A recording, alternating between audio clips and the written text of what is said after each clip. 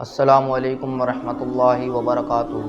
الحمدللہ رب العالمین والصلاة والسلام علی سید المرسلین، اما بعد فاعوذ باللہ من الشیطان الرجیم، بسم اللہ الرحمن الرحیم۔ تو جیسا کہ وقت بڑھ رہا ہے، رمضان المبارک کا مہینہ ختم ہونے پر ہے، اور رمضان المبارک کا مہینہ ختم ہونے میں چند دن رہ گئے ہیں۔ تو جب رمضان المبارک کا مہینہ شروع ہوا تھا تو ان میں سب سے پہلے کاموں میں ایک کام یہ تھا کہ شیاطین کو قید کر دیا گیا تھا۔ جیسے ہی رمضان المبارک کا مہینہ شروع ہوا تھا تو شیطان کو قید کر دیا گیا تھا، اور گمراہیاں اور گناہ یہ سب کم ہو گئے تھے، اور لوگ عبادت میں لگ گئے تھے۔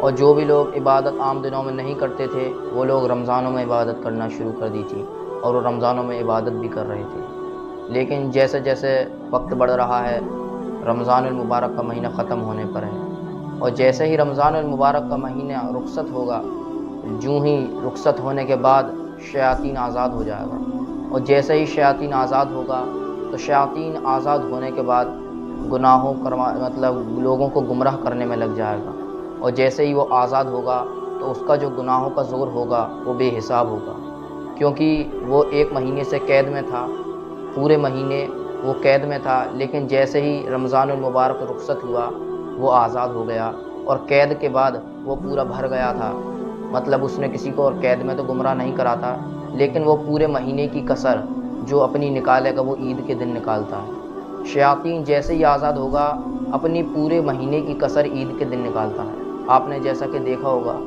جیسا ہی عید کے دن آتا ہے، لوگوں کا فجر میں نماز پڑھی اور عیدگاہ میں نماز، جیسے بھی عید کی نماز پڑھی، اس کے بعد ظہر، عصر، مغرب، عشاء، لوگوں کی نماز جو پڑھنے والے ہوتے ہیں ان کی تعداد کم ہو جاتی ہے۔ جہاں آخری صف تک لوگ بھر رہے تھے وہیں اب آدھی صف رہ جاتی ہے۔ جیسے جیسے وقت بڑھتا جاتا ہے کہ 5 صف رہ گئیں، پھر اور وقت بڑھا 4 رہ گئیں۔ جیسے رمضان المبارک کا مہینہ ختم ہوا اور وقت آگے بڑھتا ہے تو 4 صف، 3 صف، آخری میں آ کے 2 یا 3 ہی صف رہ جاتی ہیں نمازیوں کی۔ وقت بڑھتا جاتا ہے اور نمازی کم ہوتے جاتے ہیں۔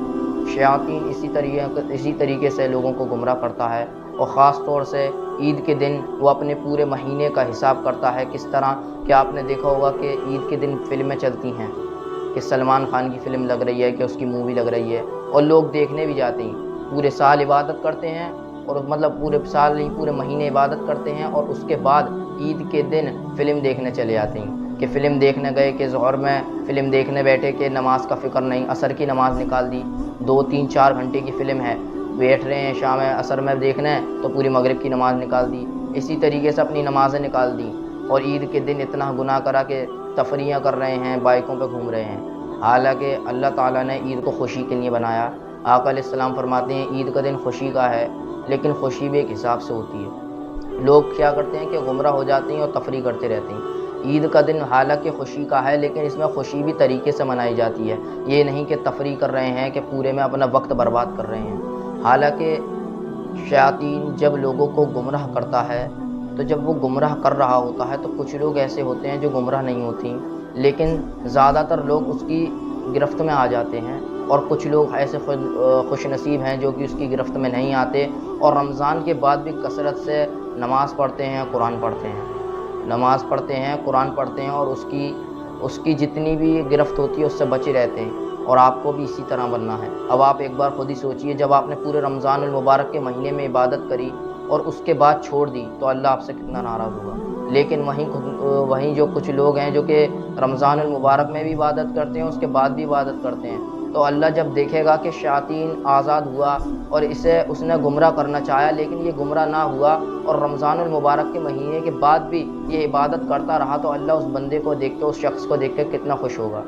تو آپ کو بھی اسی طرح بننا ہے کہ شیاطین آپ کو خوب بہکائے گا، لیکن آپ کو بہکنے میں نہیں آنا، نماز پڑھنی ہے کثرت سے، اور اپنا جیسے کہ قرآن بھی پڑھنا ہے۔ اور جیسا کہ آپ نے سنا کہ شیاطین جب آزاد ہوگا تو اس کا سے روکے گا، ہر چیز سے روکے گا، اور عبادت کرنے سے بھی روکے گا۔